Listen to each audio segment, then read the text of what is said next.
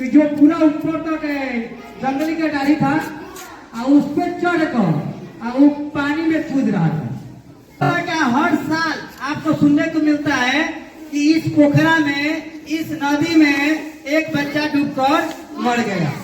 हर गांव में एक पोखरा है कि नहीं है? और इस पोखरा में देखे हैं कि बहुत से मम्मी आपकी जाकर स्नान करेगी और वहीं पे छोटा छोटा बच्चा वो भी स्नान कर रहा था उसी में। और एक लड़का तो ऐसा था कि जो पूरा ऊपर तक जंगली का डाली था और उस पर चढ़ कर और वो पानी में कूद रहा था और उसी के देखा देखी एक और छोटा लड़का चढ़ने लगा।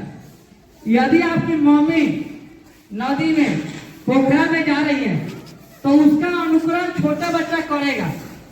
आए समझ में? तो उसके बाद में होता क्या, हर साल आपको सुनने को मिलता है कि इस पोखरा में, इस नदी में एक बच्चा डूबकर मर गया। सुनने को मिलता है। तो मान लीजिए कि आपकी मम्मी समझदार नहीं है तो आपको लेकर जाती है, लेकिन यहाँ पर इतने शिक्षक हैं और हर शनिवार को आपको सिखाया जाता है ना, शनिवार में नाव से होने वाली दुर्घटना, पानी। और जो भी मम्मी गांव के टोला के लेकर जा रही है किसी बच्चे को, तो सबसे पहले आप उस मम्मी को टोकिएगा। कहाँ जाता नहीं तनी दोनों चरण आगे थी हमारे प्रणाम करे के बाद लड़का खातिर पर्व करे जाते कि लड़का के डुबावे खातिर करत है। डायरेक्ट ऐसे ही कहना कि लड़का को बचाने के लिए आप पर्व कर रही हैं कि लड़का को मारने के लिए कर रही हैं। तो कहेंगे कि बचाने के लिए, तो चरण छू के फिर से कहना तो लेके कहाँ जाता है? रौरा तो उन्हें नहा है डुबकी लगा के आई बगल में इन्हें से डुबकी लगाई तो रौरा देखे क्या जी? तो इससे क्या होगा?